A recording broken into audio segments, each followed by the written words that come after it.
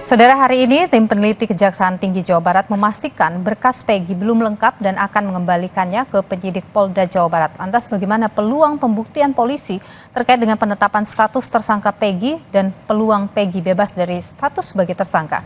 Kita bahas bersama kuasa hukum Peggy, Motar Effendi, dan juga Guru Besar Fakultas Hukum UNSUD, Profesor Hibnu Nugroho. Selamat sore Bapak-Bapak, sehat selalu. Selamat sore Mbak Nilo. Selamat sore Mbak. Selamat sore Pak Mutar. Selamat sore Prof. Siap. Saya ke Pak Mutar dulu. Pak Mutar, ini berkas Peggy akan dikembalikan karena ada yang kurang, yaitu soal alat bukti dan juga fakta berkas gitu. Bagaimana Anda melihat ini? Tentang pengembalian alat bukti yang dilakukan oleh pihak Kejaksaan Tinggi Jawa Barat.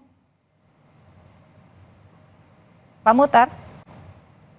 Sudah kami prediksi bahwa hal ini akan terjadi. Nah, kenapa kami bisa memprediksi seperti itu? Apalagi kalau kita kaitkan dengan tanggal 24 hari Senin kemarin tentang mangkirnya pihak kepolisian dari kami menganalisa, bahkan kami tim menyimpulkan bahwa kenapa pihak kepolisian daerah Jawa Barat mangkir pada agenda sidang tersebut. Nah, yang pertama pihak kepolisian daerah Jawa Barat ya, untuk mempersangkakan, menangkap dan menahan klien kami itu sungguh sangat lemah. Pihak kepolisian daerah Jawa Barat tidak mempunyai dasar yang kuat, dan dasar mereka mempersangkakan klien kami itu hanya dari daftar DPO saja, yang mana data-data di daftar DPO itu sungguh sangat jauh antara yang didaftarkan DPO dengan kenyataan tentang atau realnya tentang klien kami Peggy Setiawan. Contoh, di daftar DPO itu dituliskan bahwa Peggy alias Peron itu beralamat di Banjarwangun, Kecamatan Mundu. Sementara klien kami Peggy Setiawan atau PS beralamat di Kepompongan, Kecamatan Talun. Kemudian dari ciri-ciri fisik, Peggy alias Peron itu tinggi 160, rambut keriting, kulit hitam, katakanlah begitu ya.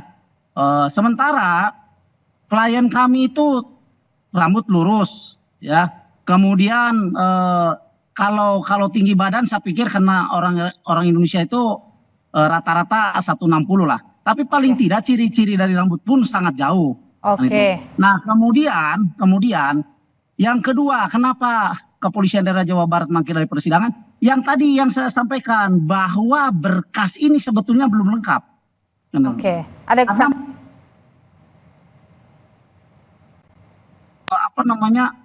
bukti-bukti yang akan dikemukakan nanti pada saat sidang pra-peradilan. Oke. Nah, baik. gitu. Nah, siap. Oke.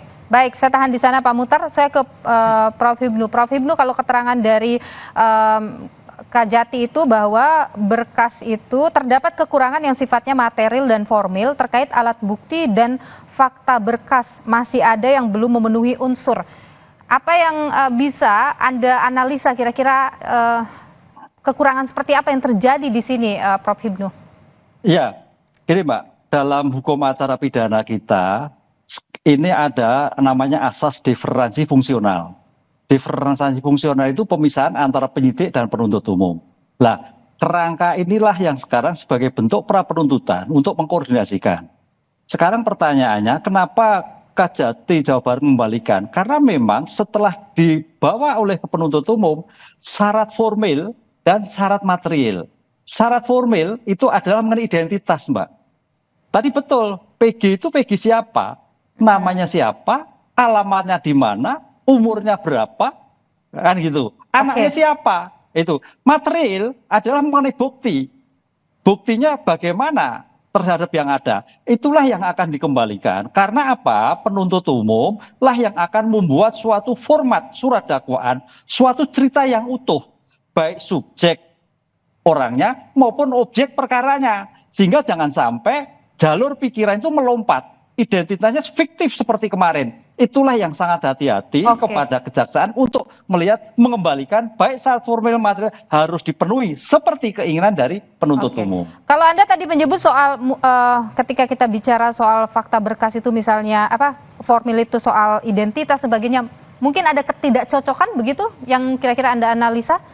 Ya, karena ini kan DPO, Mbak. Pertanyaannya DPO itu kan karena DPO pada waktu itu kan fiktif.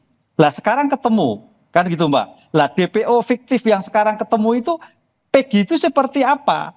Alamatnya di mana? Tadi penasihat hukum alamatnya berbeda-beda, kan gitu kan. Kemudian umurnya juga demikian juga.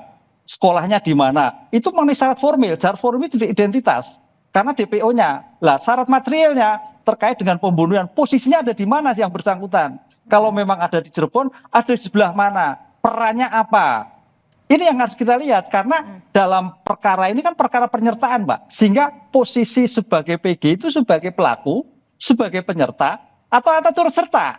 Ini yang saya kira jaksa mengembalikan itu adalah dalam rangka untuk mengkonstruksikan kembali posisi PG itu seperti apa. Oke, Pak Muhtar, kira-kira bukti formil dan material apa yang dipunya oleh tim kuasa hukum ini untuk kemudian nanti bisa menang di pra-peradilan? Bukti formil dan material yang kami punya itu sungguh sangat memadai dan lengkap menurut kami. Tapi alangkah eloknya nanti kalau kami buka saja di sidang pra-peradilan. Ya karena mohon maaf, ini kita menghadapi pihak penyidik kepolisian daerah Jawa Barat yang notabene pemberkasannya belum lengkap. Jadi saya pikir sangat tidak elok buat kami untuk membuka apa sih sebetulnya bukti formil dan material yang kami punyai, kan begitu. Jadi kita nanti buka saja di pengadilan. Mereka punya apa? Mereka punya apa? Baru kita bantah gitu. Kuasa hukum melihat ada peluang di sini bahwa ini akan bisa dimenangkan. Besar peluangnya. Insya Allah kami sangat meyakini bahwa kami akan memenangkan persidangan pra-peradilan ini. Karena seperti yang tadi saya sampaikan di awal ya. Pertama kerangka hukum yang mereka buat juga sangat, kalau saya bilang terlalu ekstrim lah, kalau saya bilang acak-acakan ya, sangat lemah lah begitu ya. Kemudian yang kedua juga mereka juga tentu saja memerlukan bukti-bukti yang lebih banyak, lebih akurat kan itu untuk memenangkan pra-peradilan kan gitu. Tapi Pak Muhtar begini, kan sekarang lagi P19 ini berkasnya di Kajati. Apakah itu juga jadi salah satu celah di mana kemudian kuasa hukum merasa ini akan bisa memenangkan pra-peradilannya? Salah satunya memang demikian, Mbak. Salah satunya memang demikian. Karena apa? Karena jauh-jauh hari saya sudah sampaikan, walaupun berkasnya sudah dilimpahkan ke kejaksaan, belum tentu berkas itu dinilai lengkap dan sempurna oleh pihak kejaksaan. Karena kejaksaan harus memeriksa kembali kan itu. Nah, terbukti hari ini ada informasi bahwa berkas yang dilimpahkan oleh pihak penyidik kepolisian daerah Jawa Barat itu dikembalikan oleh pihak kejaksaan. Artinya berkas itu belum lengkap. Nah, salah satu kelengkapan daripada pemberkasan adalah adanya bukti secara formil dan material. Gitu. Oke, baik. Pak Hibnu, Prof. Hibnu, kalau Anda melihat ya, ketika ini sudah P19 tentu kan harus diperbaiki. Ini harus bagaimana ini polisi untuk kemudian membuat nanti berkasnya benar-benar lengkap begitu, tidak ada lagi pertanyaan dari kejaksaan? Ya, sebagai ruang komunikasi antara penyidik dan penuntut umum dalam rangka mempertahankan di persidangan, penyidik wajib mengikuti petunjuk arahan yang dilakukan oleh kejaksaan. Karena nantilah akan dilakukan. Seandainya nanti penyidik kok belum bisa melengkapi, yang akan dikembalikan. Dikembalikan sampai kapan? Ya sampai penuntut umum menerima berkas yang seperti yang diinginkan, utuh. Syarat formilnya juga utuh, syarat materialnya utuh. Sehingga siap dibuat sebagai bentuk surat dakwaan di persidangan. Itu ada batas waktunya kah Pak, Prof? Ya, dalam hal ini tidak ada batas waktunya. Tapi batas waktunya adalah penahanan. Jadi penahanan ini akan bekerja sehingga seandainya nanti penyidik belum cukup melengkapi, sedangkan penahanan di Polda sudah habis, maka PG harus dikeluarkan demi hukum. Pernah tidak, Prof, sepengetahuan Anda ada kasus yang kemudian berhenti di situ begitu? Ya Pak, banyak Mbak. Karena inilah yang perlu dilakukan karena perkara itu tidak mampu untuk dipersidangkan. Banyak. Sehingga kalau dipaksakan, ya seperti kemarin nantinya. Itulah hati-hatinya sekarang dalam konteks criminal justice system, kuncinya jaksa sebagai asas dominus litis pemegang perkara harus betul-betul sebagai filter. Apakah perkara ini mampu disidangkan atau tidak disidangkan. Oke. Melihat subjek yang DPO tadi. Ketika ini sudah di P19 begitu dikembalikan, artinya apakah Anda menilai memang polisi menjawab ya apa yang kemudian diasumsikan oleh publik, terburu-buru begitu menyerahkan berkas ini ke kejaksaan? Ya, penyidik kan fungsinya mengumpulkan barang bukti, keterangan saksi dan sebagainya. Ya tidak terburu-buru, tapi sekarang ini sebagai asas cepat diserahkan. Karena jangan sampai juga tidak diserahkan, ini suatu yang sangat keliru. Sehingga dengan diserahkan pada penuntut umum sekarang diperbaiki, itu suatu langkah bagus. Artinya kesempatan penyidik untuk memperbaiki seperti keinginan petunjuk kejaksaan sehingga mampu disiapkan di sidang di persidangan. Oke, baik. Terima kasih Profesor Hibnu, Guru Besar dari Unsud, dan juga Muhtar Effendi, Kuasa Hukum dari Peggy Setiawan, sudah berbagi pandangan di Kompas Petang.